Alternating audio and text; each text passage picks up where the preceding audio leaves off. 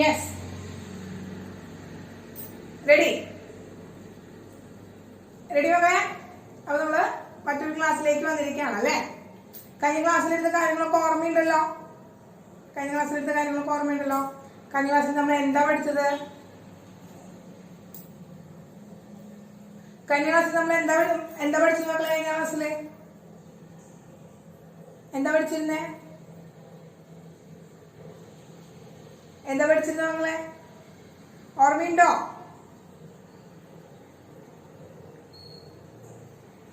മക്കളെ? Yes, bore atom model. അതിന്റെ postulates ആണ് നമ്മൾ പഠിച്ചത്. ബോർ ആറ്റം മോഡൽ ആണ് പഠിച്ചത് കേട്ടാ. യെസ്, ബോർ ആറ്റം മോഡൽ അതിന്റെ പോസ്റ്റ്ലേറ്റ്സ് ഒക്കെ പഠിച്ചു.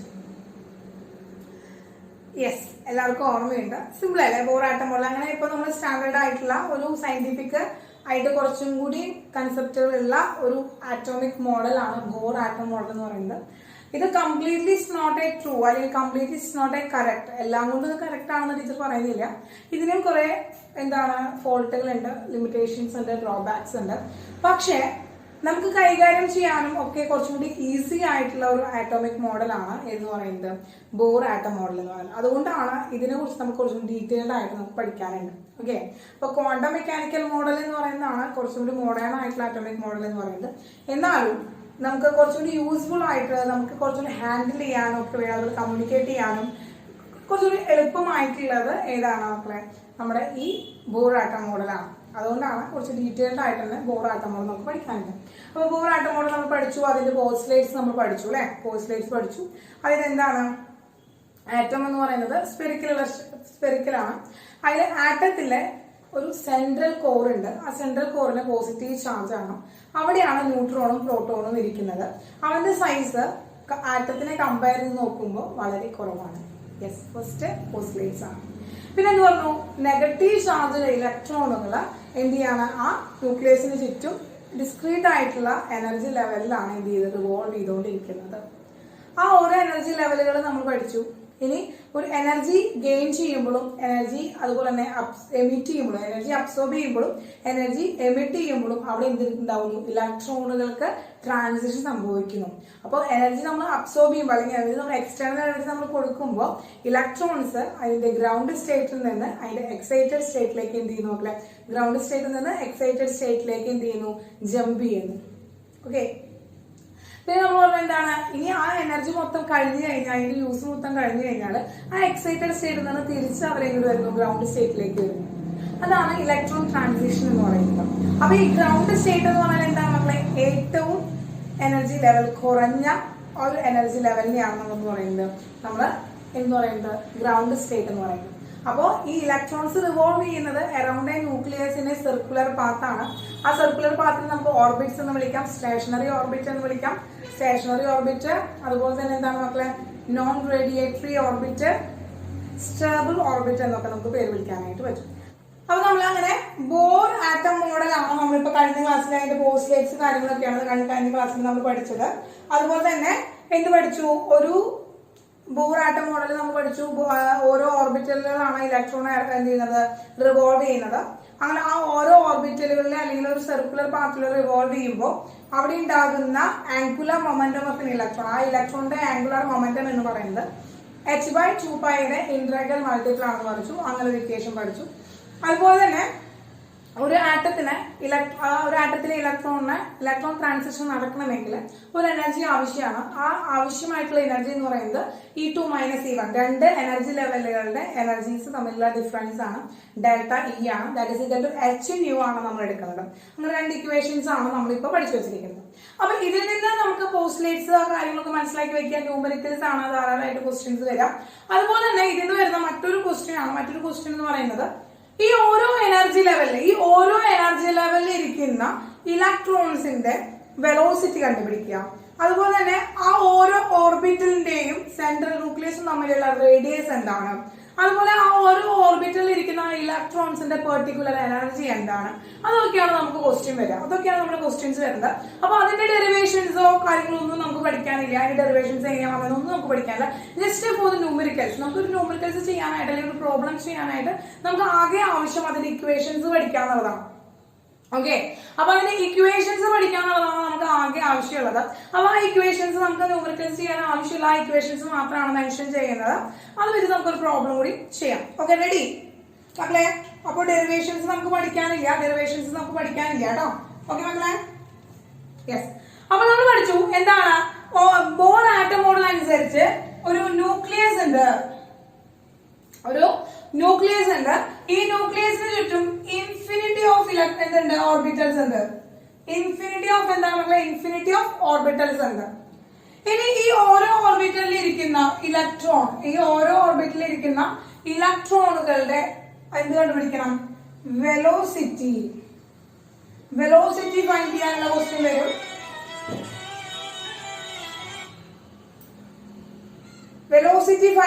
ക്വസ്റ്റ്യൻ വരും. അതുപോലെ തന്നെ ആ ഇലക്ട്രോണും ആ ഇരിക്കുന്ന എന്താണ് ഓർബിറ്റലും തമ്മിലുള്ള എന്താണ് റേഡിയസ്, ന്യൂക്ലിയസും എന്താണ് ആ ഒരു ഓർബിറ്റലും തമ്മിലുള്ള റേഡിയസ് കണ്ടുപിടിക്കാനുള്ള ക്വസ്റ്റ്യൻസ് വരും. അതുപോലെ തന്നെ എനർജി കണ്ടുപിടിക്കാനുള്ള ക്വസ്റ്റ്യൻസ് വരും. ഇതാണ് മെയിൻ ആയിട്ട് നമുക്ക് ഈ ഒരു ഭാഗത്തു നിന്ന് പഠിച്ചു വെക്കേണ്ട പ്രോബ്ലംസ് ചെയ്യാനായിട്ട് ആവശ്യമുള്ള എന്താണ് കാര്യങ്ങൾ എന്ന് പറയുന്നത്. അപ്പൊ ഇവരുടെ ഇക്വേഷൻസ് ആണ് നമ്മൾ ആദ്യം പഠിക്കാനായിട്ട് പോകുന്നത്. ഓക്കെ, ക്ലിയർ മക്കളെ? അപ്പൊ ഇക്വേഷൻസ് ആണ് പഠിക്കാൻ പോകുന്നത്. ഫസ്റ്റ് നമ്മൾ റേഡിയസ് ഓഫ് എൻ ആറ്റം, ഒരു ആറ്റത്തിന്റെ റേഡിയസ് ആണ് കണ്ടുപിടിക്കാൻ പോകുന്നത്. എന്താണ് മക്കളെ? റേഡിയസ് ഓഫ് എൻ ആറ്റം, ഒരു ആറ്റത്തിന്റെ റേഡിയസ് കണ്ടുപിടിക്കാനാണ് പോകുന്നത് കേട്ടോ. അപ്പൊ നോക്കാം എന്താണ് മക്കളെ?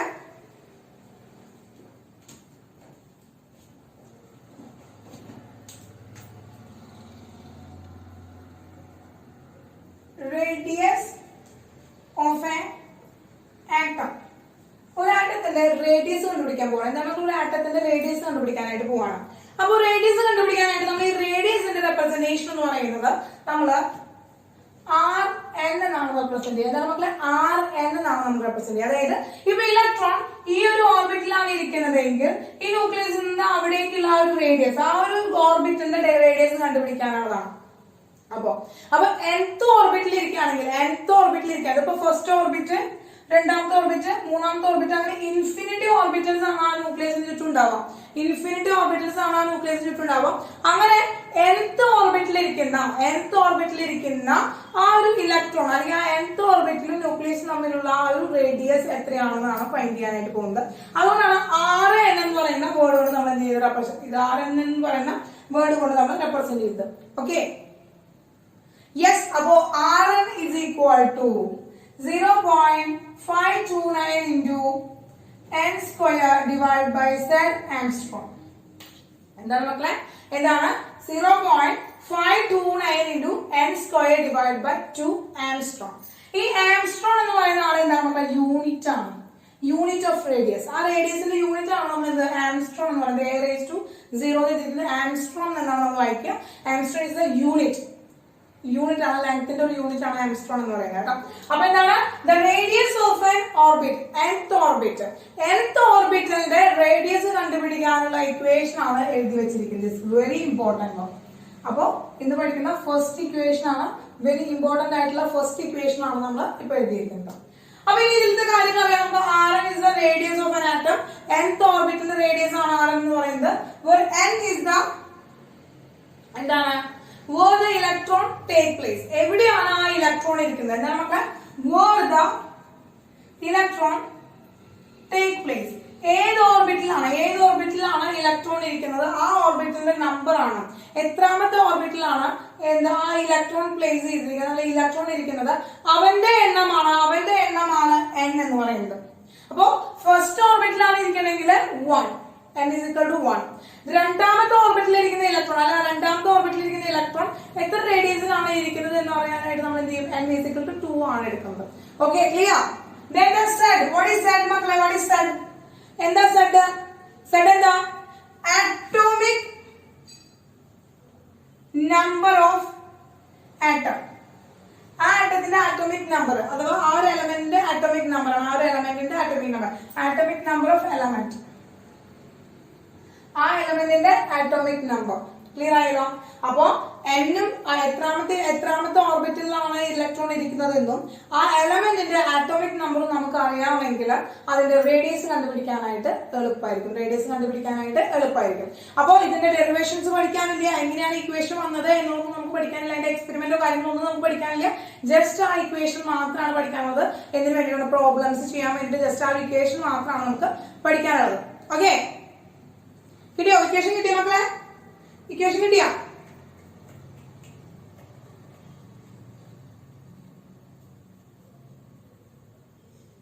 യെസ്. അപ്പൊ ടീച്ചർ പറയാണ് what is the radius of N hydrogen atom? എന്താണ് മക്കളെ? Radius of hydrogen atom. Hydrogen ആറ്റത്തിന്റെ റേഡിയസ് കണ്ടുപിടിക്കാൻ പോകുന്നത് ക്വസ്റ്റ്യൻ ആയിട്ട് അറിയാം. അപ്പൊ ഹൈഡ്രജൻ ആറ്റം എന്ന് പറയുന്നത് നമുക്കറിയാം എന്താണ്? ഹൈഡ്രജൻ ആറ്റത്തിന്റെ ചുറ്റും എന്താണ് മക്കളെ? ആകെ ഒരു ഇലക്ട്രോണേ ഉള്ളൂ. ഹൈഡ്രജൻ ആറ്റം എന്ന് പറയുന്നത് ആകെ ഒരു ഇലക്ട്രോൺ ഉള്ള ന്യൂക്ലിയസ് ഉണ്ട്. പിന്നെ ആ ഒരു ഇലക്ട്രോൺ ഫസ്റ്റ് ഓർബിറ്റലിലാണ് ആ ഒരു ഇലക്ട്രോൺ ഇരിക്കുന്നത്. ഫസ്റ്റ് ഓർബിറ്റലാണ്. ഇതാണ് ഹൈഡ്രജൻ ആറ്റം. ഓക്കെ, ഈ ഹൈഡ്രജൻ ആറ്റത്തിന്റെ റേഡിയസ് കണ്ടുപിടിക്കാനാണ് നമ്മൾ പോകുന്നത്. അപ്പൊ എന്താണ് മക്കളെ? ഇവിടെ എത്ര ഓർബിറ്റൽ ഉണ്ട്? ഹൈഡ്രജൻ ആറ്റത്തിന് എത്ര ഓർബിറ്റ് ഉണ്ട് മക്കളെ? ഇവിടെ എത്ര ഓർബിറ്റ് ഉണ്ട്? ഹൈഡ്രജൻ ആറ്റത്തിന് എത്ര ഓർബിറ്റ് ഉണ്ട്? യെസ്, 1 ഓർബിറ്റ് ആണുള്ളത്. അപ്പൊ നമ്മൾ എന്താണ് R1 is equal to എന്താണ് മക്കളെ? R1 is equal to n is equal to 1 ആണ്. R1 is equal to എന്താണ്? 0.529 into what is n value? എത്രയാണ് n value? നമ്പർ എത്രാമത്തെ ഷെല്ലിലാണ് അല്ലെങ്കിൽ എത്രാമത്തെ ഓർബിറ്റലിലാണ് ഇലക്ട്രോൺ ഇരിക്കുന്നത്? അതാണ് n. എത്രയാണ് മക്കളെ? 1 square divided what is the atomic number of hydrogen element? Hydrogen എലമെന്റിന്റെ ആറ്റോമിക് നമ്പർ എത്രയാണ് മക്കളെ? ഹൈഡ്രജൻ എലമെന്റിന്റെ ആറ്റോമിക് നമ്പർ എത്രയാണ്? 1 ആണ്. ഹൈഡ്രജൻ എലമെന്റിന്റെ ആറ്റോമിക് നമ്പർ 1 ആണ്. 1. അത്രയും ആംസ്ട്രോങ് ആണ്. അതായത് 0.529 1/1 എന്ന് പറഞ്ഞാൽ രണ്ടും ക്യാൻസൽ ചെയ്ത് പോയി. ആംസ്ട്രോങ്. അത്രയും ആംസ്ട്രോങ് ആണ് ഒരു ഹൈഡ്രജൻ ആറ്റത്തിന്റെ റേഡിയസ് എന്ന് പറയുന്നത്. ക്ലിയർ ആയോ? ഒരു ഹൈഡ്രജൻ ആറ്റത്തിന്റെ റേഡിയസ് എന്ന് പറയുന്നത് ഇത്രയാണ്. ക്ലിയർ ആയോ മക്കളെ? യെസ്. അപ്പൊ എങ്ങനെയാണ് നമുക്ക് ക്വസ്റ്റ്യൻ ചെയ്യാൻ പറ്റുക? അപ്പൊ നമുക്ക് റേഡിയസ് കണ്ടുപിടിക്കാനായിട്ട് ഏതാണ് എലമെന്റ് എന്ന് കിട്ടും, എത്രാമത്തെ ഓർബിറ്റലാണെന്ന് പറയും. അതൊക്കെ കണ്ടു കഴിഞ്ഞാൽ നമുക്ക് സിമ്പിൾ ആയിട്ട് റേഡിയസ് കണ്ടുപിടിക്കാനായിട്ട് സാധിക്കും.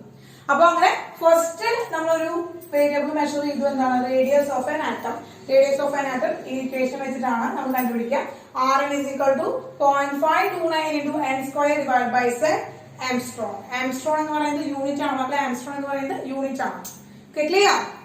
ക്ലിയർ ആയില്ലേ മക്കളെ? യെസ്. ഓക്കെ, ക്ലിയർ ആയി. യെസ്, ഓക്കെ, കുഴപ്പമില്ല. അപ്പൊ മക്കളെ ഇനി നമുക്ക് അടുത്തൊരു വേരിയബിൾ എന്താണെന്ന് നോക്കാം. അപ്പൊ ജസ്റ്റ് വേഗം സ്ക്രീൻഷോട്ട് എടുത്തോളൂ. എക്സാമ്പിൾ ആയിട്ട് ഹൈഡ്രജന്റെ പറഞ്ഞേ. ഒരു എക്സാമ്പിൾ ആയിട്ട് ടീച്ചർ ഹൈഡ്രജന്റെ പറഞ്ഞേ. ഓക്കെ, നെക്സ്റ്റ് നമ്മൾ പഠിക്കാൻ പോകുന്നത് വെലോസിറ്റി ഓഫ് എൻ ആറ്റം അല്ലെങ്കിൽ ഒരു electron. Velocity of an electron. ആറ്റത്തിന്റെ അല്ല, എന്താണ് മക്കളെ? Velocity of an electron. അതായത് ഒരു nth ഓർബിറ്റിൽ ഇരിക്കുന്ന ഒരു ഇലക്ട്രോണിന്റെ വെലോസിറ്റി എത്രയാണ്? nth ഓർബിറ്റിൽ ഇരിക്കുന്ന ഇലക്ട്രോണിന്റെ വെലോസിറ്റി എത്രയാണ്? അപ്പൊ എല്ലാ ഓർബിറ്റലുകളിലും ഇലക്ട്രോണിന്റെ വെലോസിറ്റി നമ്മൾ പറഞ്ഞു. ഇലക്ട്രോൺ എന്ത് ചെയ്യാണ്? ഈ ഓർബിറ്റ്സിൽ കിടന്നിട്ട് റിവോൾവ് ചെയ്തുകൊണ്ടിരിക്കുകയാണ്. അപ്പൊ ഇലക്ട്രോൺസ് കിടന്ന് റിവോൾവ് ചെയ്തുകൊണ്ടിരിക്കുമ്പോൾ അവിടെ എന്താണ്? മൂവ്മെന്റ് ഉണ്ട്. ആ ഒരു മോഷൻ കാരണം കൊണ്ട് അവിടെ ഒരു വെലോസിറ്റി അവിടെ ഉണ്ട്. ആ വെലോസിറ്റി എല്ലാ ഓർബിറ്റൽസിൽ ഇരിക്കുന്ന ഇലക്ട്രോണുകളുടെയും വെലോസിറ്റി എന്തല്ല മക്കളെ? സെയിം അല്ല. ഓക്കെ, എല്ലാ ഓർബിറ്റലുകളിൽ ഇരിക്കുന്ന ഇലക്ട്രോണുകളുടെയും വെലോസിറ്റി എന്തല്ല മക്കളെ? സെയിം അല്ല. അത് എന്തുകൊണ്ടാണ് സെയിം അല്ലാത്തെന്ന് പറഞ്ഞിട്ട് ടീച്ചർ ഒരു എക്സാമ്പിൾ പറഞ്ഞിട്ടുണ്ടായി. കാരണം തൊട്ട് നടുക്കില് അതിന്റെ സെന്റർ കോർ ആയിട്ടൊരു ന്യൂക്ലിയസ് കിടക്കുകയാണ്. അപ്പൊ ഈ ന്യൂക്ലിയസ് കിടക്കുമ്പോൾ തൊട്ട് മുന്നിലിരിക്കുന്ന ഇലക്ട്രോൺ എന്ന് പറയുന്നത്, അതായത് ടീച്ചർ ക്ലാസ് എടുത്തോണ്ടിരിക്കുമ്പോൾ ഈ ഫ്രണ്ട് ബെഞ്ചിലിരിക്കുന്ന സ്റ്റുഡൻസിനെ ഒന്നും ചെയ്യാനായിട്ട് പറ്റില്ല. അവർ ടീച്ചർ പറയുന്ന കാര്യങ്ങളൊക്കെ ഇങ്ങനെ ശ്രദ്ധിച്ചിരിക്കുകയാണ് ചെയ്യുക. അപ്പോ ന്യൂക്ലിയസ് എന്ന് പറഞ്ഞ ആൾക്ക് പവർ കൂടുതലാണ്, ന്യൂക്ലിയസ് എന്ന് പറഞ്ഞ ആൾക്ക് പവർ കൂടുതലാണ്, അവിടെയാണ് പോസിറ്റീവ് ചാർജ് ഇരിക്കുന്നത്. ആ പോസിറ്റീവ് ചാർജ് ഇരിക്കുന്ന ആള് തൊട്ടടുത്തിരിക്കുന്ന ഇലക്ട്രോണിനെ അട്രാക്ട് ചെയ്യുകയാണ് ചെയ്യാം. അത്രയും ഡീറ്റെയിൽഡ് ആയിട്ടുള്ള കാര്യങ്ങൾ പിന്നെ നമ്മൾ പഠിക്കും. അപ്പൊ ഇപ്പൊ ടീച്ചർ പറയുകയാണെങ്കിൽ ഈ ന്യൂക്ലിയസ് എന്ന് പറയുന്നത് ഒരു ടീച്ചറാണെന്ന് വിചാരിക്കാം. ടീച്ചർ തൊട്ട് ഫ്രണ്ടിലിരിക്കുന്ന ബെഞ്ചിലത്തെ സ്റ്റുഡൻസിനെ അവിടെ എന്താണ് കളിക്കാനോ അല്ലെങ്കിൽ കുറുമ്പ് കാണിക്കാനോ എന്നുള്ള എന്താണ് ഒരു ഫ്രീഡം ഉണ്ടാവില്ല, ഫ്രീഡം ഓഫ് മൂവ്മെന്റ് കുറവായിരിക്കും. എന്നാൽ ബാക്ക് ബെഞ്ചിലേക്ക് പോകും തോറും ടീച്ചറിൽ നിന്ന് എന്താണ് ഡിസ്റ്റൻസ് വരും തോറും അവർക്ക് ഫ്രീ ആയിട്ട് എന്താ ജസ്റ്റ് തിങ്ക് ചെയ്യാനുള്ള ഫ്രീയെങ്കിലും അവിടെ ഉണ്ടാവും. അവര് ടീച്ചർ കണ്ടിട്ടുണ്ട്, ചില പിള്ളേർ എന്ത് ചെയ്യുന്നുണ്ടാവും, ബിങ്കോ കളിക്കുന്നുണ്ടായിരിക്കും, അങ്ങനെ പല പല ആക്ടിവിറ്റീസ് അവർ ചെയ്യുന്നുണ്ടായിരിക്കും അല്ലെ. അപ്പോ നല്ല അടിയിട്ടും അങ്ങനത്തെ കുട്ടികൾക്ക് ബാക്ക് ബെഞ്ചിൽ ഇരിക്കുകയാണെങ്കിലും നമ്മുടെ ക്ലാസ്സിലൊന്നും അങ്ങനെ ബാക്ക് ബെഞ്ചിൽ ഇരുന്നിട്ട് ഉഴപ്പാനൊന്നും പറ്റില്ല. പക്ഷേ അങ്ങനെ ഉഴപ്പാമെന്ന് വിചാരിച്ചിരിക്കുന്നവരൊക്കെ ഉണ്ടാവും. കാരണം ആ ഒരു ഫ്രീഡം. എന്നാലും ഒരു പ്രോബ്ലം ചെയ്യുമ്പോൾ ആ പ്രോബ്ലം തെറ്റോ എന്നുള്ള ടെൻഷനിലായിരിക്കും ഫ്രണ്ട് ബെഞ്ചിൽ ഇരിക്കുന്ന ആൾക്കാർ ഇരിക്കുന്നുണ്ടാവാം. അതിന് ഒരു ഭയം ഉണ്ടായിരിക്കും, എപ്പോഴും പേടി ഉണ്ടാവുമായിരിക്കും, അവർക്ക് ഫ്രീ ആയിട്ട് ഇരിക്കാൻ പറ്റില്ല. എന്നാൽ ടീച്ചറിൽ നിന്ന് അകലേക്ക് ഇരിക്കുന്ന ബെഞ്ചിൽ ഇരിക്കുന്ന സ്റ്റുഡൻസിനെ കുറച്ചുകൂടി ഫ്രീ ആയിരിക്കും അവരിക്കുക. അപ്പൊ അവർക്ക് ഫ്രീ ആയിട്ട് ഇരിക്കാനായിട്ട് പറ്റും. അതുപോലെ തന്നെയാണ് ഇപ്പൊ നമ്മൾ ഇലക്ട്രോൺ എന്നിരിക്കുന്നുണ്ടെങ്കിൽ ന്യൂക്ലിയസിന് തൊട്ടടുത്തിരിക്കുന്ന ഓർബിറ്റിലെ ഇലക്ട്രോണുകൾക്ക് കുറച്ച് മൂവ്മെന്റ് ഫ്രീലി മൂവ് ചെയ്യാനുള്ള എബിലിറ്റി കുറവായിരിക്കും. പിന്നെ എന്താണ്, ബാക്കിലേക്ക് പോകും തോറും അവരുടെ വെലോസിറ്റി ഇൻക്രീസ് ചെയ്ത് വരികയാണ്. ഓക്കെ, അത് നമ്മൾ പിന്നെ പഠിക്കും, നമ്മൾ കുറച്ചുകൂടി കഴിഞ്ഞ് നമ്മളത് പഠിക്കും, കുറച്ച് ഡീറ്റെയിൽഡ് ആയിട്ട് നമ്മൾ പഠിക്കും. ഇപ്പൊ ജസ്റ്റ് അതുകൊണ്ട് ഓരോ ഓർബിറ്റലിലും ഇലക്ട്രോണുകളുടെ വെലോസിറ്റി സ്പീഡ് എന്ന് പറയുന്നത് എങ്ങനെയാണ് മക്കളെ, ഡിഫറെന്റ് ആണ്. അപ്പൊ എന്താണ് ഈ nth ഓർബിറ്റിൽ ഇരിക്കുന്ന nth ഓർബിറ്റിൽ ഇരിക്കുന്ന ഒരു ഇലക്ട്രോണിന്റെ വെലോസിറ്റി എന്താണെന്നാണ് നമ്മൾ കണ്ടുപിടിക്കാനായിട്ട് പോകുന്നത്. nth ഓർബിറ്റിൽ ഇരിക്കുന്ന ഒരു ഇലക്ട്രോണിന്റെ വെലോസിറ്റി എന്താണെന്നാണ് നമ്മൾ എന്ത് ചെയ്യാൻ പോകുന്നത്, പഠിക്കാനായിട്ട് പോകുന്നത്. Okay, ready? ഓക്കെ, അതിന്റെ ഇക്വേഷൻ ആണ് നോക്കുന്നത്. ഓക്കെ, എത്രയാണ് മക്കളെ velocity? Vn is equal to 2.188 into 10 raised to 6 n/z meter per second. എന്താണ് മക്കളെ? 2.188 into 10 raised to 6 n/z meter per second എന്ന് പറയുന്നതാണ് the velocity of an electron in the nth orbit. nth ഓർബിറ്റിൽ ഇരിക്കുന്ന ഒരു ഇലക്ട്രോണിന്റെ വെലോസിറ്റി എന്ന് പറയുന്നത് എത്രയാണ് മക്കളെ? 2.188 into 10 raised to 6 meter per second ആണ്. n/z meter per second ആണ്. ഓക്കെ, ക്ലിയർ ആയോ? ഈ ഇക്വേഷൻ വെച്ചിട്ടാണ് നമ്മൾ ആ ഒരു ഇലക്ട്രോണിന്റെ എന്ത് കണ്ടുപിടിക്കാൻ പോകുന്നത്, സ്പീഡ് അഥവാ വെലോസിറ്റി കണ്ടുപിടിക്കാനായിട്ട് പോകുന്നത്. അപ്പൊ നമ്മൾ പറയുകയാണെങ്കിൽ എന്താണ്, what is the speed of അല്ലെങ്കിൽ what is the velocity of electron of hydrogen in the first orbit. First ഓർബിറ്റിലെ ഹൈഡ്രജൻ ആറ്റത്തിന്റെ ഇലക്ട്രോണിന്റെ വെലോസിറ്റി എത്രയാണ്? What is the velocity of electron of hydrogen in the first orbit? First ഓർബിറ്റിൽ ഇരിക്കുന്ന hydrogen ഇലക്ട്രോണിന്റെ velocity എത്രയാണ് കണ്ടുപിടിച്ചു. നമുക്ക് the velocity of electron of hydrogen is equal to എന്താണ്? V1. ഫസ്റ്റ് ഓർബിറ്റിൽ ഇരിക്കുന്നത്, therefore V1 is equal to 2.188 into 10 raised to 6. What is n? What is the value of n? n എത്രയാണ് മക്കളെ? What is the value of n? 1 ആണ്. 1 divided by what is the atomic number of hydrogen? Yes, 1 ആണ്. Meter per second. Yes, is equal to 2.188 into 10 raised to 6 meter per second. Yes. Clear ആയല്ലോ? അപ്പൊ നമുക്ക് ഒരു nth orbit അറിയാമെങ്കിൽ, അല്ലെങ്കിൽ ഏത് ഓർബിറ്റിലാണ് electron ഇരിക്കുന്നത് എന്ന് അറിയാമെങ്കിൽ, ആ എലമെന്റിന്റെ ആറ്റോമിക് നമ്പറും അറിയാമെങ്കിൽ ആ ഇലക്ട്രോണിന്റെ എന്ത് കണ്ടുപിടിക്കാനായിട്ട് പറ്റും, നമുക്ക് അവന്റെ വെലോസിറ്റി കണ്ടുപിടിക്കാൻ പറ്റും. എത്ര വെലോസിറ്റിയിലാണ് ആ ഇലക്ട്രോൺ അവിടെ റിവോൾവ് ചെയ്തുകൊണ്ടിരിക്കുന്നത്, എവിടെ? അറൌണ്ട് എ ന്യൂക്ലിയസിന് ചുറ്റും എത്ര വെലോസിറ്റിയിലാണ് ആ ഇലക്ട്രോൺ ആ ഓർബിറ്റിൽ റിവോൾവ് ചെയ്തുകൊണ്ടിരിക്കുന്നത് എന്ന് കണ്ടുപിടിക്കാനായിട്ട് സാധിക്കും. ക്ലിയർ ആയോ? അപ്പൊ നമ്മുടെ റേഡിയസ് പഠിച്ചു കഴിഞ്ഞു, വെലോസിറ്റി പഠിച്ചു കഴിഞ്ഞു, റേഡിയസ് കണ്ടുപിടിക്കാനുള്ള ഇക്വേഷൻ പഠിച്ചു കഴിഞ്ഞു, വെലോസിറ്റി കണ്ടുപിടിക്കാൻ ഇക്വേഷൻ പഠിച്ചു കഴിഞ്ഞു. ദ ലാസ്റ്റ് വൺ എനർജിയാണ്. എനർജി കണ്ടുപിടിക്കാനുള്ള ഇക്വേഷൻ ആണ്. അടുത്ത് പഠിക്കാനുള്ളത്. അപ്പൊ റേഡിയസിന് വെലോസിറ്റിയിലെ ഡൗട്ടുകളൊന്നും ഇല്ലല്ലോ, ഇക്വേഷനിലെ ഡൗട്ടുകളൊന്നും ഇല്ലല്ലോ മക്കളെ, കാര്യങ്ങളൊന്നും ഇല്ലല്ലോ. ഇനി പ്രോബ്ലംസ് ചെയ്യുമ്പോൾ കുറച്ചുകൂടി മനസ്സിലാവും കേട്ടോ. പ്രോബ്ലംസ് ചെയ്യുമ്പോൾ നമുക്ക് എന്താണ് കുറച്ചുകൂടി കത്തും നിങ്ങൾക്ക്. ഓക്കെ, നമുക്ക് അങ്ങനെ പ്രോബ്ലംസിലൂടെ കത്തിക്കാം. ഇപ്പൊ ആ പ്രോബ്ലം എന്താണ് ഇക്വേഷൻസ് പഠിച്ചു വെക്കാന്നുള്ളതാണ്, അല്ലാതെ ഇതിന്റെ ഡെറിവേഷൻസോ കാര്യങ്ങളോ ഒന്നും നമുക്ക് പഠിക്കാനില്ല. അപ്പൊ വേഗം ഒന്ന് സ്ക്രീൻഷോട്ട് എടുത്തോളോ, വേഗം സ്ക്രീൻഷോട്ട് എടുത്തോളോ.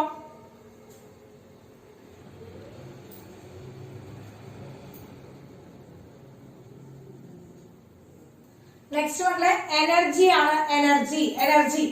അപ്പൊ ആക്ച്വലി നമുക്കറിയാം ആ ഇലക്ട്രോൺ എന്ന് പറയുന്നത് ഈ സർക്കുലർ പാത്ത് ആയിട്ടുള്ള നമ്മുടെ ഓർബിറ്റിലൂടെ റിവോൾവ് ചെയ്തുകൊണ്ടിരിക്കുമ്പോ ആ ഇലക്ട്രോണിനെ എന്തുണ്ട് മക്കളെ, സർക്കുലർ പാത്തിലൂടെ ഇലക്ട്രോൺ റിവോൾവ് ചെയ്തിരിക്കുമ്പോ ആ ഇലക്ട്രോണിനെ എന്താണ് പല മോഷൻസ് കാണിക്കുന്നുണ്ട്, റൊട്ടേറ്റ് ചെയ്യുന്നുണ്ട്, ഒപ്പം അവർ വൈബ്രേറ്റ് ചെയ്യുന്നുണ്ട്.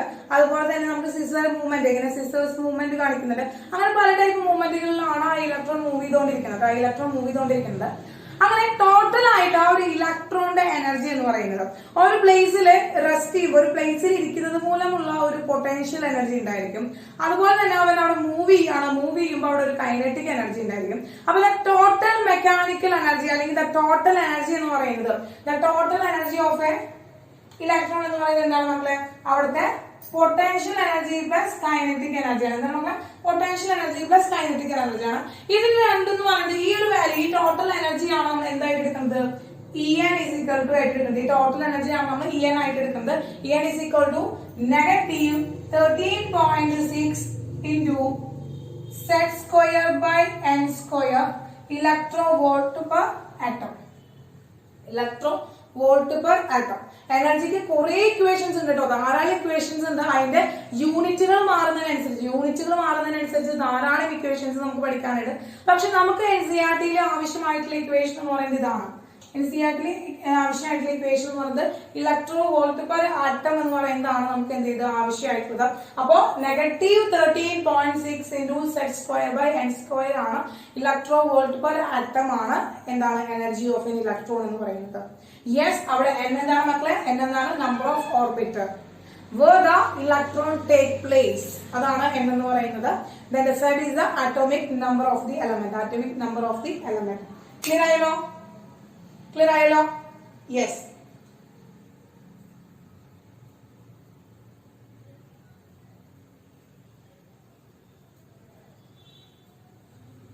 Okay. Yes. മക്കളെ കിട്ടിയില്ലേ? നമുക്കൊരു പ്രോബ്ലം ചെയ്യാം. ഈ ഇക്വേഷനെ എത്തിത്തോളം നമുക്കൊരു പ്രോബ്ലം ചെയ്യാം.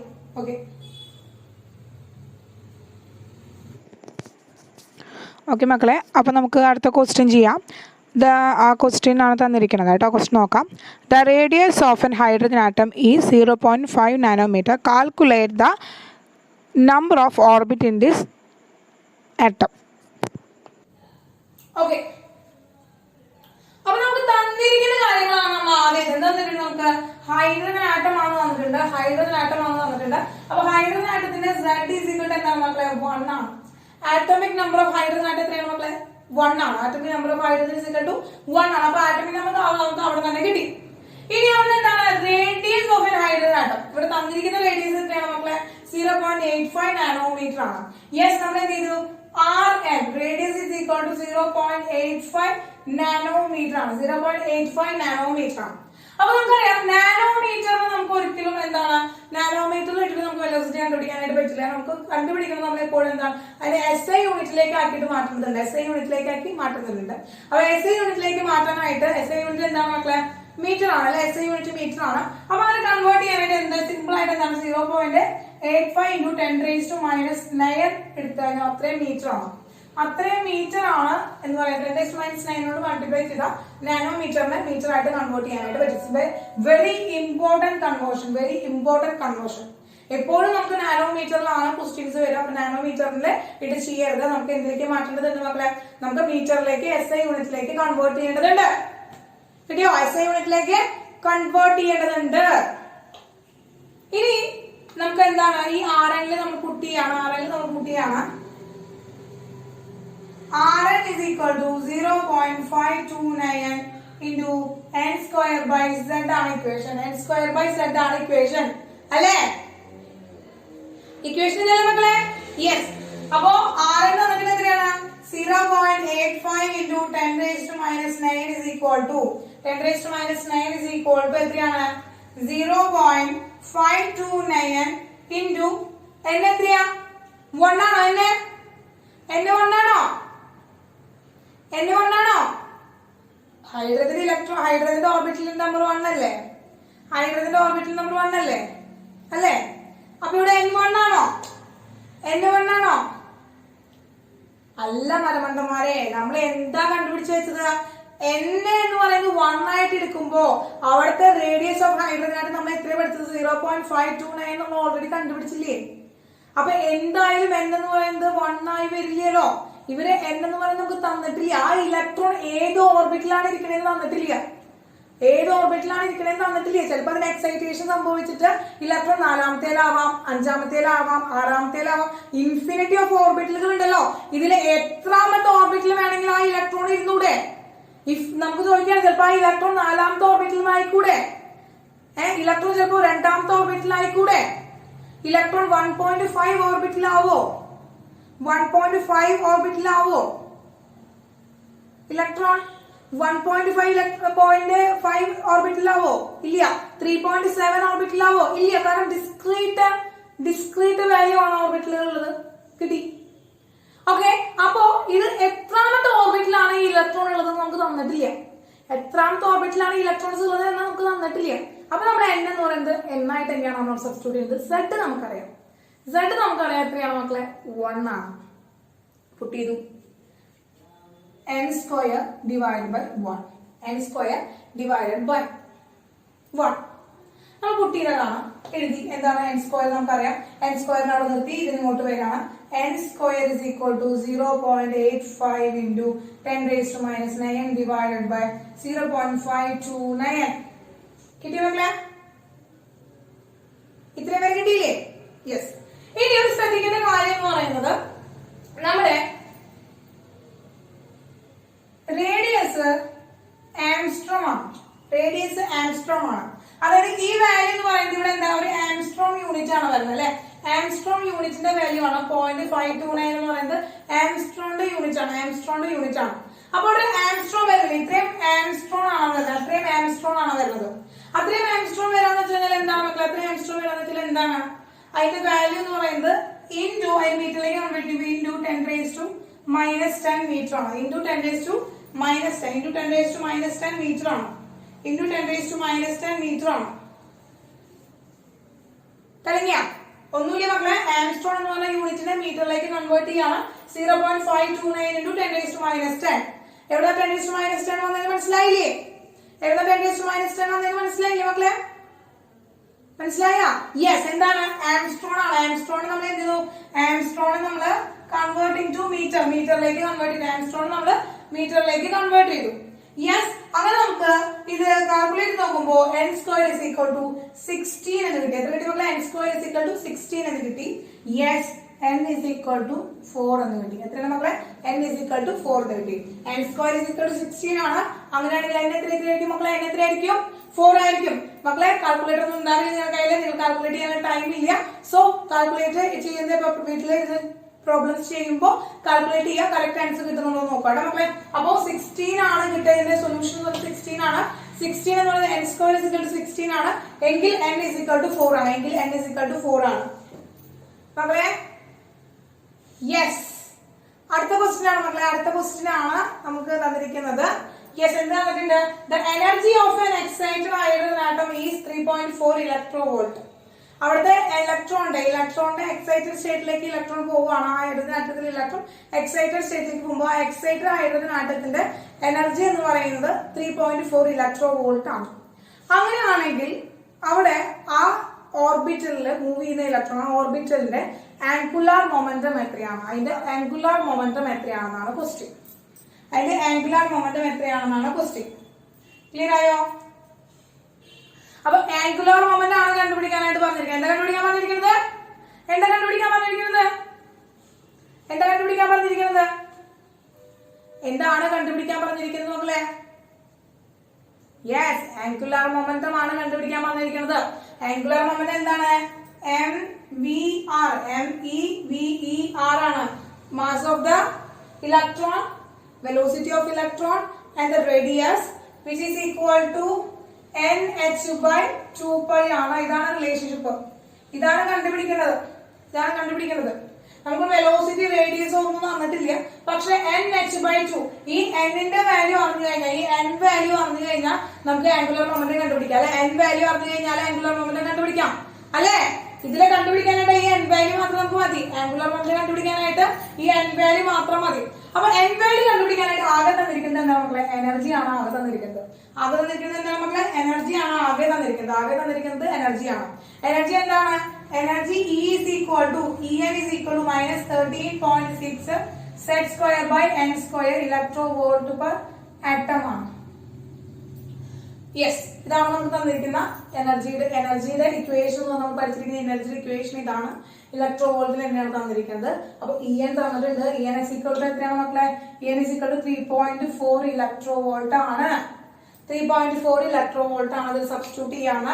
എത്രയാണ്? 3.4 is equal to minus 13.6. ഇവിടെ ഏതാണ്? വീണ്ടും ഹൈഡ്രജൻ ആറ്റമാണ്. വീണ്ടും ഹൈഡ്രജൻ ആറ്റമാണ്. അപ്പോ 1 square divided by n square അല്ലെ. എന്ന് നമുക്കറിയില്ല. എന്നാണ് നമ്മൾ കണ്ടുപിടിക്കേണ്ടത്? യെസ്, എന്ത് ചെയ്യാണ്? n സ്ക്വയർ വരെയാണ്. n square is equal to minus 13.6 divided by 3.4. 3.4 ആണ് വരിക. 3.4 ആണ് വരിക.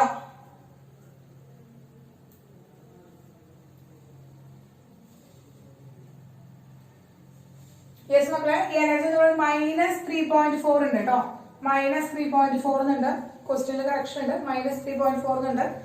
ടൈപ്പിംഗിൽ ഒരു മിസ്റ്റേക്ക് പറ്റിയിരുന്ന മൈനസ് 3.4 ഉണ്ട്. Yes, minus 3.4.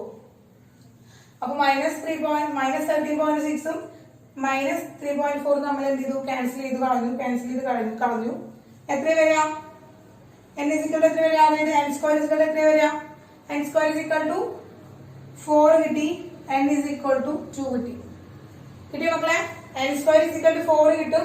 n is equal to 2 കിട്ടും. ആ n വാല്യൂ ആണ് നമ്മൾ ഈ ഇക്വേഷനിൽ പുട്ട് ചെയ്യുക. Angular momentum is equal to nh/2π ആണ്. which is equal to 2 into h/2π ആണ്. 2 into h/2π ആണ്. which is equal to h/π ആണ് ആൻസർ വരിക. എന്താ മക്കളെ? h/π ആണ് ആൻസർ വരിക.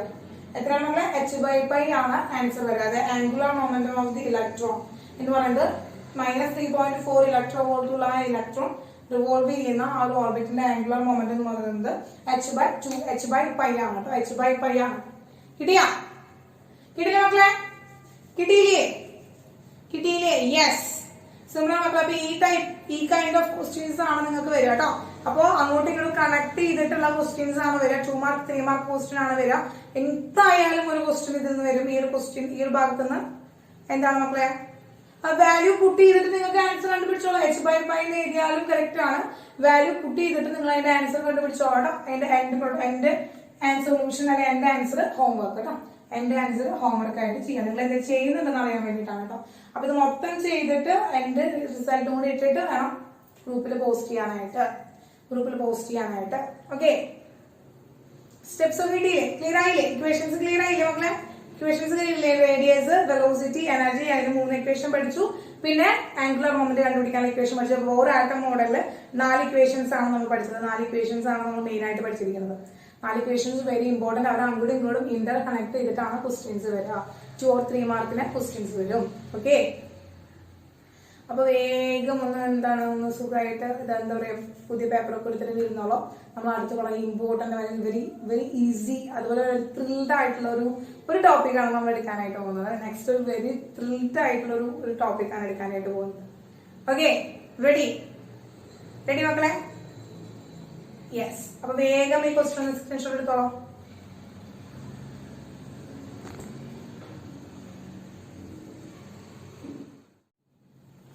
ഓക്കെ മക്കളെ? യെസ്. നെക്സ്റ്റ് നമ്മൾ study of N hydrogen atom. ഒരു ഹൈഡ്രജൻ ആറ്റത്തിന് എടുത്തിട്ട് പഠിക്കാനായിട്ട് പോവാണ്. എന്ത് പോവാണ് മക്കളെ? ഒരു ഹൈഡ്രജൻ ആറ്റത്തിന് എടുത്തിട്ട് പഠിക്കാനായിട്ട് പോവാണ്. Study of N hydrogen atom. ഒരു ഹൈഡ്രജൻ ആറ്റത്തിന് എടുത്ത് ആ ഹൈഡ്രജൻ ആറ്റത്തിനെ കുറിച്ചിട്ട് പഠിക്കാനായിട്ട് പോവാണ്. Are you ready? റെഡിയാണോ മക്കളെ? നിങ്ങള് ഹൈഡ്രജൻ ആറ്റത്തിനെ കുറിച്ചിട്ട് പഠിക്കാം നമുക്ക്. യെസ്. അപ്പോ ആ ഹൈഡ്രജൻ ആറ്റത്തിനെ കുറിച്ച് പഠിക്കാണ്. അപ്പൊ ഹൈഡ്രജൻ ആറ്റം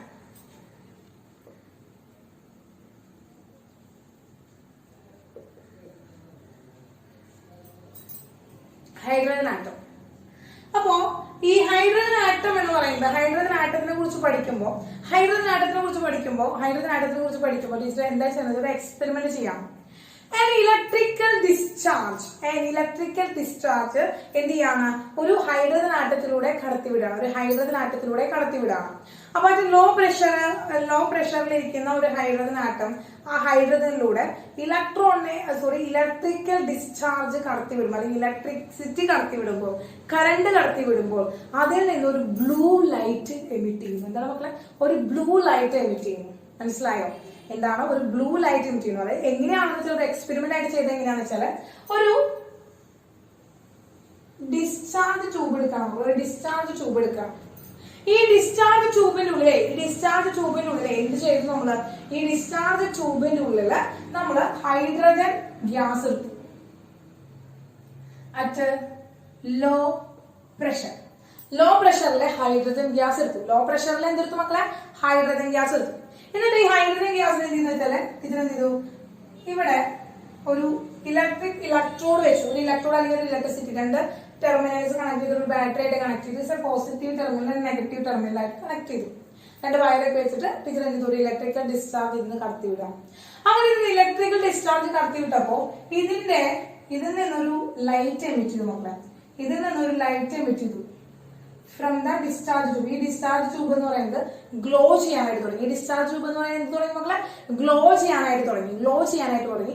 അതായത് ബ്ലൂ ലൈറ്റ്, എന്താണ്, ബ്ലൂ ലൈറ്റ് ആണ് അത് എമിറ്റ് ചെയ്തത്. എന്താണ്, എമിറ്റ് ബ്ലൂ ലൈറ്റ്. കിട്ടിയ മക്കളെ?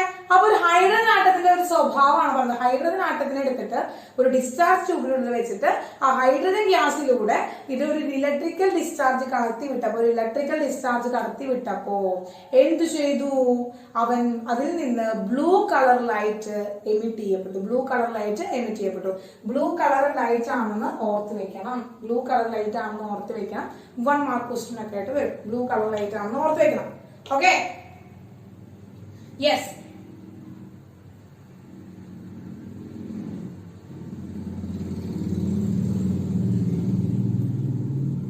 അപ്പൊ നമ്മൾ എന്താ ചെയ്ത മക്കളെ, ഈ ഒരു എക്സ്പെരിമെന്റ് ചെയ്ത് നമ്മൾ എന്ത് കിട്ടി,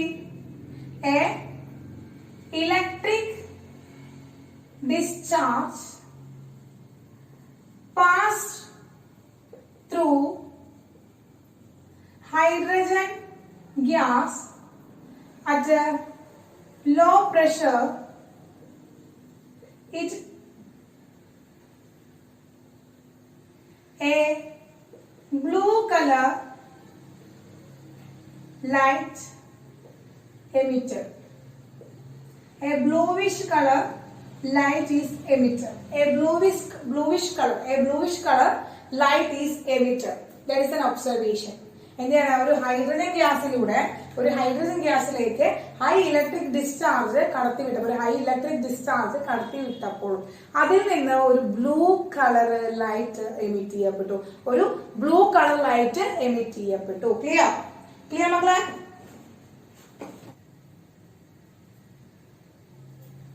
യെസ്. ഇനി ഇതിൽ നിന്ന് വേറൊരു ഒബ്സർവേഷൻ എന്താണ് പറയുന്നത്, അടുത്തൊരു ഒബ്സർവേഷൻ ഇതുപോലെ ടീച്ചർ എന്ത് ചെയ്തു, ഹൈഡ്രജൻ ഗ്യാസ് എടുത്തു. ടീച്ചർ എടുക്കാനാണ് ഒരു ഹൈഡ്രജൻ ഡിസ്ചാർജ് ഗ്ലാസ് ട്യൂബിനുള്ളിൽ ഒരു ഹൈഡ്രജൻ ഗ്യാസ് എടുത്തു. ലോ പ്രഷറിലുള്ള ഹൈഡ്രജൻ ഗ്യാസ് എടുത്തു. അതിലേക്ക് ഇലക്ട്രിക് ഡിസ്ചാർജ് കടത്തിവിട്ടു. പാവം ഹൈഡ്രജൻ ഒന്നും ഒരു കാര്യമില്ലാണ്ട് അവിടെ ഇരിക്കുന്നുണ്ടാവുന്നതാണ്. അവനെ എടുത്തു കൊടുന്ന് ഒരു ഡിസ്ചാർജ് ട്യൂബിൽ ഇട്ടിട്ട് ഷോക്ക് അടിപ്പിക്കാൻ തുടങ്ങി. അങ്ങനെ ഷോക്ക് അടിപ്പിക്കാൻ തുടങ്ങിയപ്പോൾ അതിൽ നിന്ന് ഒരു ബ്ലൂ കളർ ലൈറ്റ് കടത്തിവിട്ടു. അതിൽ നിന്ന് എന്ത് ചെയ്തു, പുറത്തേക്ക്.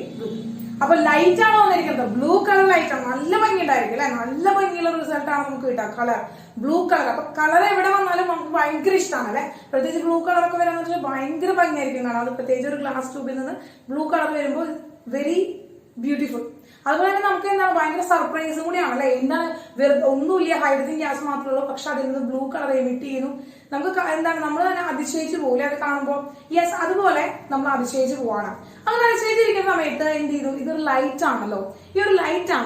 ഈ ലൈറ്റിനെ എന്ത് ചെയ്തു, ഒരു പ്രിസത്തിലൂടെ കടത്തിവിട്ടു. ഈ ബ്ലൂ ലൈറ്റ് ഇതിൽ നിന്ന് പ്രൊഡ്യൂസ് ചെയ്യുന്ന ഈ ബ്ലൂ ലൈറ്റിനെ വെറുതെ വിട്ടില്ല. നമ്മൾ സയൻസ് പഠിക്കുന്ന ആൾക്കാരാണ് അല്ലെ. നമ്മൾ ഒന്നിനെ വെറുതെ വിടില്ല, എല്ലാവരെയും സംശയത്തോടെ കൂടി കാണുന്നവരാണ് സയൻസ് എന്ന് പറഞ്ഞ ആൾക്കാർ. സയൻസ് വിഭാഗത്തിൽപ്പെട്ട ആൾക്കാർ എല്ലാവരെയും സംശയത്തിലൂടെയാണ് കണ്ടുപിടിക്കുക. കാരണം സംശയത്തിലൂടെ കാണുമ്പോഴാണ് നമുക്ക് അതിൽ നിന്ന് ഒരു ആൻസർ കിട്ടുക, അതിൽ നിന്ന് പുതിയൊരു തിയറി ഉണ്ടാവാനായിട്ട് പറ്റുക. യെസ്, അങ്ങനെ എന്ത് ചെയ്തു, ഈ ഒരു ബ്ലൂ ലൈറ്റ് വന്നപ്പോൾ അവരെയും വെറുതെ വിട്ടില്ല, ആ ബ്ലൂ ലൈറ്റിനെയും വെറുതെ വിട്ടില്ല. ആ ബ്ലൂ ലൈറ്റിനെ എന്ത് ചെയ്തു, എടുത്ത് ഒരു പ്രിസത്തിലൂടെ കടത്തി വിട്ടു. പ്രിസം കണ്ടിട്ടില്ലേ? പ്രിസം കേട്ടിട്ടില്ലേ മക്കളെ? ഒരു ട്രയാങ്കുലർ പ്രിസത്തിലൂടെ കടത്തി വിട്ടു. ഈ ബ്ലൂ ലൈറ്റിനെ ഒരു ട്രയാങ്കുലർ പ്രിസത്തിലൂടെ കടത്തി വിട്ടു. എന്താണ് മക്കളെ?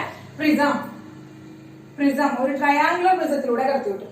ഈ ട്രയാങ്കുലർ പ്രിസത്തിലൂടെ കടത്തി വിട്ടിട്ട് എന്ത് ചെയ്യാണ്, അവിടെ ഒരു സ്ക്രീൻ വെച്ചു, ഒരു ഷീറ്റ് വെച്ചു. കാരണം വെറുതെ കടത്തി വിട്ടാൽ പോരല്ല, അവിടെ എന്തെങ്കിലും ഒബ്സർവേഷൻ ഉണ്ടാകുന്നുണ്ടോ എന്ന് നമുക്ക് അറിയണം. അപ്പോ ലൈറ്റ് പാസ് ചെയ്യണം, നമ്മുടെ ലൈറ്റ് റേ പാസ് ചെയ്യണം ത്രൂ എ പ്രിസം. ഒരു പ്രിസത്തിലൂടെ ലൈറ്റ് ട്രാവൽ ചെയ്യുമ്പോൾ ഇത് ട്രാവൽ ചെയ്യുമ്പോൾ ഇതിനെ സംഭവിക്കുന്നു, ഡിഫ്രാക്ഷൻ സംഭവിക്കുന്നു, ഇത് സ്പ്ലിറ്റ് ആവുന്നു, ഈ ലൈറ്റ് സ്പ്ലിറ്റ് ആവുന്നു. അങ്ങനെ സ്പ്ലിറ്റ് ആയിട്ട് ഇതിന്റെ നമുക്ക് ഈ സ്ക്രീനില് എന്ത് കിട്ടുന്നു, കുറച്ച് ലൈറ്റുകൾ കിട്ടുന്നു. ഒരു ഡിഫ്രാക്ഷൻ സംഭവിച്ചു. ഈ ലൈറ്റ് ഡിഫറെന്റ് ലൈനുകളായിട്ട് എന്ത് ചെയ്തു, അവിടെ കാണപ്പെട്ടു. എവിടെ? ഷീറ്റില്, ഒരു സ്ക്രീനില്. ഇത്രയും വരെ മനസ്സിലായോ? ഒരു എക്സ്പെരിമെന്റ് ചെയ്യണം.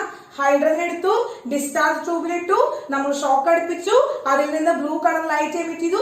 ആ ബ്ലൂ കളർ ലൈറ്റിനെ പിടിച്ചു, പ്രിസത്തിലൂടെ കടത്തി വിട്ടു. പ്രിസത്തിലൂടെ കടത്തി വിട്ടപ്പോൾ നമുക്ക് ആ സ്ക്രീനില് ഡിഫറെന്റ് ലൈനുകൾ കിട്ടി. ഈ ഡിഫറെന്റ് ലൈനുകളുടെ പ്രത്യേകത എന്താണെന്ന് വെച്ച് നോക്കിയേ. ഇവിടെ ഒരു ഗ്യാപ്പ്,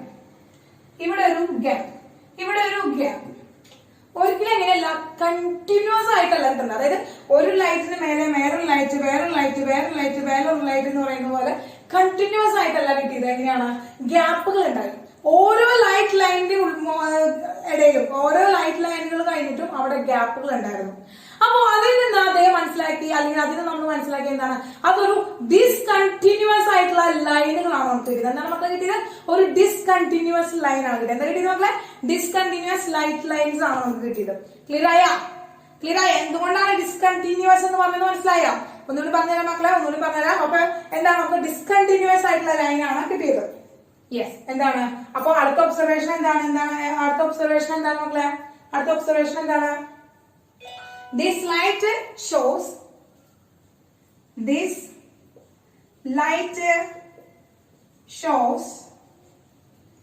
discontinuous line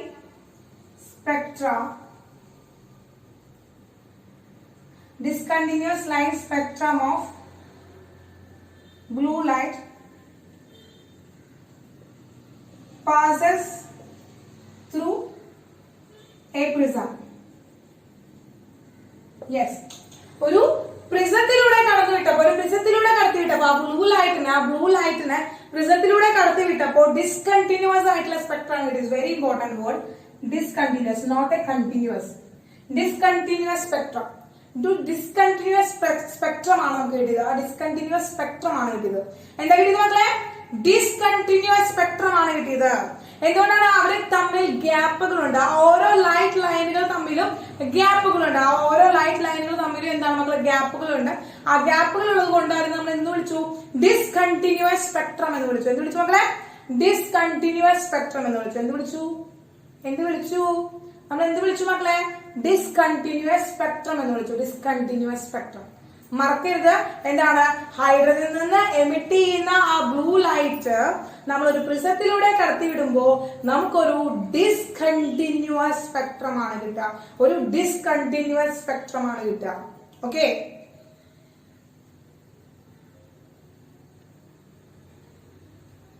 യെസ്. ഇനി നോക്കുക. അപ്പൊ ഈ ഡിസ്കണ്ടിന്യൂസ് എന്താണ്, അതുപോലെ കണ്ടിന്യൂസ് എന്താണെന്ന് ടീച്ചർ പറഞ്ഞുതരാം. ഇപ്പൊ നമ്മൾ നോക്കുകയാണെന്ന് വിചാരിക്കാം, നിങ്ങൾ ചെറിയ ക്ലാസ്സുകളിലൊക്കെ പഠിച്ചിട്ടുള്ള ഒരു കാര്യമാണ്. എന്താണ്? നിങ്ങൾ മഴവില്ല് കണ്ടിട്ടുണ്ടോ മക്കളെ? റെയിൻബോ കണ്ടിട്ടുണ്ടോ? മഴവില്ല്. യെസ്, നിങ്ങൾ മഴവില്ല് ക്രിയേറ്റ് ചെയ്തിട്ടുണ്ടോ?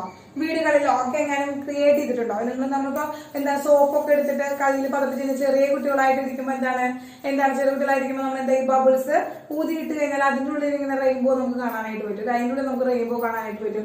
അതുപോലെ തന്നെ നമ്മൾ ഗ്ലാസ് ഒക്കെ വാട്ടറിൽ വെച്ചിട്ട് സൂര്യപ്രകാശത്തിന് എന്ത് ചെയ്യണം, സൂര്യപ്രകാശം റിഫ്ലക്ട് ചെയ്ത് നോക്കി കഴിഞ്ഞാൽ എന്ത് കിട്ടും, നമുക്ക് നമ്മുടെ സ്ക്രീനിലൊക്കെ നമ്മൾ റെയിൻബോ ഉണ്ടാക്കാറുണ്ട്. അങ്ങനെ നമ്മൾ ചെറിയ ക്ലാസ്സിലൊക്കെ കുടിക്കുമ്പോൾ നമുക്ക് കുഞ്ഞു കുട്ടികളായിരിക്കുമ്പോൾ റെയിൻബോ കളേഴ്സ് കാണാൻ നമുക്ക് എപ്പോഴും ഭയങ്കര ഇഷ്ടമാണ് അല്ലെ. കളേഴ്സ് കാണുമ്പോൾ തന്നെ ഭയങ്കര ഹാപ്പിയാണ്. ഡിഫറെന്റ് കളേഴ്സ് കാണുമ്പോൾ പ്രത്യേകിച്ച് പെൺകുട്ടികളെ സംബന്ധിച്ചിടത്തോളം എന്താണ് ഡിഫറെന്റ് കളേഴ്സ്, ഡിഫറെന്റ് കളറിലുള്ള ഡ്രസ്സ്, ഡിഫറെന്റ് കളറിലുള്ള സാധനങ്ങളൊക്കെ കാണുമ്പോൾ ഭയങ്കര ഒരു അട്രാക്ഷൻ ആണ് വരാം. അപ്പൊ അതുകൊണ്ട് ഈ റെയിൻബോ കാണുമ്പോൾ നമ്മൾ ഒരു ഹാപ്പിയാണ്. അപ്പൊ നമ്മൾ ചെറിയ ക്ലാസ്സുകളിലൊക്കെ നമ്മൾ റെയിൻബോ ക്രിയേറ്റ് ചെയ്തിട്ടുണ്ടായിരിക്കും. യെസ്, അപ്പൊ അതുപോലെ നിങ്ങൾ പഠിച്ചിട്ടുണ്ടായിരിക്കും 10th നിങ്ങൾ പഠിച്ചിട്ടുണ്ടായിരിക്കും എന്താണ് വൈറ്റ് ലൈറ്റ് ആണ് എന്ത് ചെയ്യുന്നത്, അതായത് സൺലൈറ്റ് വൈറ്റ് ലൈറ്റ് ആണ് എന്ത് ചെയ്യുന്നത് മക്കളെ, നമ്മൾ ഒരു പ്രിസത്തിലൂടെ കടത്തി വിടുമ്പോൾ ഡിഫ്രാക്ഷൻ സംഭവിച്ച് അത് 7 നിറങ്ങളായി സ്പ്ലിറ്റ് ചെയ്യുന്നത് നമ്മൾ പഠിച്ചിട്ടുണ്ട് അല്ലെ. അപ്പോ നമ്മൾ എന്ത് ചെയ്യണം, വൈറ്റ് ലൈറ്റ് ഒരു സോഴ്സ് ഓഫ് എന്താണ് വെക്കണം, ഇവിടെ ഒരു സോഴ്സ് വെക്കണം, സോഴ്സ് ഓഫ് വൈറ്റ് ലൈറ്റിന്റെ ഒരു സോഴ്സ് വെക്കണം, ധവളപ്രകാശം. വൈറ്റ് ലൈറ്റിന്റെ മലയാളം മീനിങ് ആണ് ധവളപ്രകാശം. അങ്ങനെ വൈറ്റ് ലൈറ്റ് നമ്മൾ എന്ത് ചെയ്യാണ്, വൈറ്റ് ലൈറ്റിന്റെ ഒരു സോഴ്സ് വെച്ചിട്ട് നമ്മൾ എന്ത് ചെയ്യണം, പ്രിസത്തിലേക്ക് കടത്തിവിടണം. ആ പ്രിസത്തിലേക്ക് കടത്തി വിടുമ്പോൾ അവിടെ ഡിഫ്രാക്ഷൻ സംഭവിച്ച് കണ്ടിന്യൂസ് ആയിട്ട് ഒന്നിനു മേലെ ഒന്നായിട്ട് അവർ 7 നിറങ്ങൾ നമുക്ക് കിട്ടണം. 7 നിറങ്ങൾ കിട്ടണം. എന്താണ് മക്കളെ, വിബ്ജിയോർ എന്ന് പറഞ്ഞിട്ടുള്ള 7 നിറം കിട്ടണം. അതായത് നമ്മുടെ റെയിൻബോ കിട്ടണം. Yes, that is rainbow. VIBGYOR കിട്ടണം. അപ്പൊ വിബ്ജിയോർ കാണുമ്പോൾ നമുക്കറിയാം അല്ലെ, ആദ്യം വയലറ്റ്, അതുപോലെ തന്നെ ഇൻഡിഗോ, അങ്ങനെ കണ്ടിന്യൂസ് ആയിട്ട് ഒന്നിനു മേലെ ഒന്നായിട്ട് ഇങ്ങനെ അടക്കിയിട്ടാണ് ഈ 7 നിറങ്ങൾ, ഈ 7 കളേഴ്സ് ഇങ്ങനെ അടക്കിയിട്ടാണ് ഇരിക്കുന്നത്. That is A continuous. എന്താണ് നമുക്ക് continuous spectrum. no gap between the spectra. ആ സ്പെക്ട്രകൾ തമ്മിൽ എന്താണ് മക്കളെ, ഗ്യാപ്പ് ഇല്ല. അങ്ങനെ ആ സ്പെക്ട്രകൾ തമ്മിൽ ഗ്യാപ്പ് ഇല്ലാത്ത സ്പെക്ട്രം കിട്ടുകയാണെങ്കിൽ നമ്മൾ അവരെ എന്ത് പറയുന്നു, കണ്ടിന്യൂസ് സ്പെക്ട്ര എന്ന് പറയുന്നത്. കണ്ടിന്യൂസ് സ്പെക്ട്ര എന്ന് പറയുന്നത്. അപ്പൊ എന്താണ് കണ്ടിന്യൂസ് സ്പെക്ട്ര എന്ന് മനസ്സിലായല്ലോ. കണ്ടിന്യൂസ് സ്പെക്ട്രയുടെ ഒരു എക്സാമ്പിൾ ആണ് വിബ്ജിയോർ റെയിൻബോ എന്ന് പറയുന്നത് കണ്ടിന്യൂസ് സ്പെക്ട്രയുടെ ഒരു എക്സാമ്പിൾ ആണ്. ക്ലിയർ ആയില്ലേ? ഇനി ഡിസ്കണ്ടിന്യൂസ് സ്പെക്ട്രയുടെ വ്യത്യാസം മനസ്സിലായി. എന്താണ് ഡിസ്കണ്ടിന്യൂസ് സ്പെക്ട്ര എന്ന് മനസ്സിലായില്ലേ? ഡിസ്കണ്ടിന്യൂസ് സ്പെക്ട്ര എന്താണ് മക്കളെ, ആ സ്പെക്ട്രൽ ലൈൻസ് തമ്മിൽ ഗ്യാപ്പുകൾ ഉണ്ടായിരിക്കും. അപ്പൊ ഒന്നിനു മേലെ ഒന്നായിട്ട് അടക്കിയിട്ടല്ലായിരിക്കും ഒരു ലൈൻ കാണിക്കുക, അത് കഴിഞ്ഞിട്ട് വേറൊരു ലൈൻ ഉണ്ടാവും, അത് കഴിഞ്ഞിട്ട് വേറൊരു ലൈൻ, അങ്ങനെ ബിറ്റ്വീൻ എന്താണ് ഗ്യാപ്പുകൾ ഉണ്ടായിരിക്കും. അങ്ങനെ ആ ബിറ്റ്വീൻ ഗ്യാപ്പുകൾ ഉള്ളതുകൊണ്ടാണ് അവരെ നമ്മൾ ഡിസ്കണ്ടിന്യൂസ് എന്ന് വിളിക്കുന്നത്. റെയിൻബോ ഇതുപോലെ ഇരിക്കുക, കാരണം ഫസ്റ്റ് കളറ് അടുത്ത കളർ ഗ്യാപ്പുകളൊന്നും ഇല്ലാതെ ടൈറ്റ് ചെയ്ത് ഇങ്ങനെ പാക്ക് ചെയ്ത് വെച്ച പോലെയാണ് വരാം. That is A continuous spectrum. Yes, okay മക്കളെ, ക്ലിയർ ആയോ? അപ്പൊ ഹൈഡ്രജൻ ആറ്റത്തിനെ കുറിച്ച് പഠിക്കാനാണ് കേട്ടോ നമ്മൾ ഇത് എടുത്തു വന്നത്. ഹൈഡ്രജൻ ആറ്റത്തിനെ കുറിച്ച് പഠിക്കാനാണ് നമ്മൾ എടുത്തു വന്നത്. ഇനി ഈ എക്സ്പെരിമെന്റ് ചെയ്ത ആളെ നമുക്ക് പഠിക്കണ്ടേ? നമ്മളിപ്പോ ഈ എക്സ്പെരിമെന്റ് ഒക്കെ പഠിച്ചു, എക്സ്പെരിമെന്റ് ഒബ്സർവേഷൻ ഒക്കെ പഠിച്ചു കഴിഞ്ഞു. ഇത് ആരാണ് ചെയ്തതെന്ന് അറിയണ്ടേ? പഠിക്കണ്ടേ? ഇത് ആരാണ് ചെയ്തത് എന്നുണ്ടെങ്കിൽ റീബർഗ് എന്ന് പറയുന്ന ഒരു സയന്റിസ്റ്റ് ആണ്. ദ ഗ്രേറ്റ് സയന്റിസ്റ്റ് ആണ് റീബർഗ് എന്നാണ് പറയുന്നത്. എന്താണ് നമുക്ക് റീബർഗ് ആണ് എന്ത് ചെയ്യുന്നത്, ഈ ഒരു എക്സ്പെരിമെന്റ് ചെയ്തത്. അങ്ങനെ ഇദ്ദേഹം ഈ ഒരു എക്സ്പെരിമെന്റ് ചെയ്തിട്ട് അദ്ദേഹം ഒരു റിലേഷൻഷിപ്പ് ഒരു എന്ത് കണ്ടുപിടിച്ചു, അദ്ദേഹം ഒരു ഇക്വേഷൻ കണ്ടുപിടിച്ചു കേട്ടോ. ഇങ്ങനെ ഈ ഒരു എക്സ്പെരിമെന്റിൽ നിന്ന് ഹൈഡ്രജൻ ആറ്റത്തിനെ എടുത്ത് പഠിക്കുകയാണ് അദ്ദേഹം എന്താണ് ഹൈഡ്രജൻ ആറ്റത്തിനെ കുറിച്ച് പഠിക്കുകയാണ്. ഹൈഡ്രജൻ ആറ്റത്തിനെ കുറിച്ച് പഠിക്കാൻ വേണ്ടിയിട്ടാണ് ഇങ്ങനെ ഒരു എക്സ്പെരിമെന്റ് ചെയ്തത്. ബ്ലൂ കളർ ലൈറ്റ് പ്രൊഡ്യൂസ് ചെയ്തു, അതിൽ നിന്ന് ഡിസ്കണ്ടിന്യൂസ് ആയിട്ടുള്ള ഒരു സ്പെക്ട്രം കിട്ടി. ആ ഡിസ്കണ്ടിന്യൂസ് സ്പെക്ട്രത്തിനെ കുറിച്ച് പഠിച്ചു. അങ്ങനെ അദ്ദേഹം അതിനെ കുറിച്ച് പഠിച്ചു തുടങ്ങി. അങ്ങനെ പഠിച്ചു തുടങ്ങിയിട്ട് അദ്ദേഹം ഒരു ഇക്വേഷൻ കണ്ടുപിടിച്ചു. അതായത് ഇതിൽ നിന്ന് പ്രൊഡ്യൂസ് ചെയ്തിട്ടുള്ള ഈ ലൈൻ സ്പെക്ട്രം ഉണ്ടല്ലോ, ഈ ലൈൻ സ്പെക്ട്രം ഉണ്ടല്ലോ, ഇതിൽ നിന്ന് പ്രൊഡ്യൂസ് ചെയ്തിരിക്കുന്ന ഈ ലൈൻ സ്പെക്ട്രത്തിന്റെ വേവ് നമ്പർ കണ്ടുപിടിക്കാനുള്ള ഒരു ഇക്വേഷൻ കണ്ടുപിടിച്ചു.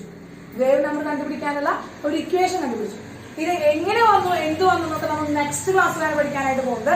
ഇപ്പോ എന്താണ് എന്ത് ചെയ്യാണ് നമ്മൾ ആ ഇക്വേഷൻ എന്താണെന്നാണ് നോക്കുന്നത്. ആ ഇക്വേഷൻ നോക്കുകയാണ്. ആ ഇക്വേഷൻ എങ്ങനെ കിട്ടി എന്ത് കിട്ടി എന്നൊക്കെ എന്ത് ചെയ്തു അവിടെ എടുക്കുക, ആലോചിക്കുക. അടുത്ത ക്ലാസ്സിൽ പറയും. അപ്പൊ ആ ഇക്വേഷൻ എന്ന് പറയുന്നത് വേവ് നമ്പർ കണ്ടുപിടിക്കാൻ മാത്രമേ wave number mu bar is equal to wave number, അതായത് അതിന് പ്രൊഡ്യൂസ് ചെയ്യുന്ന ആ ഒരു എനർജി ഉണ്ടല്ലോ, ആ ഒരു ലൈറ്റിന്റെ എനർജി ഉണ്ടല്ലോ, ആ ലൈറ്റിന്റെ എനർജിയുടെ മ്യൂ ബാർ വേവ് നമ്പർ ആണ് നമ്മൾ കണ്ടുപിടിക്കുന്നത്.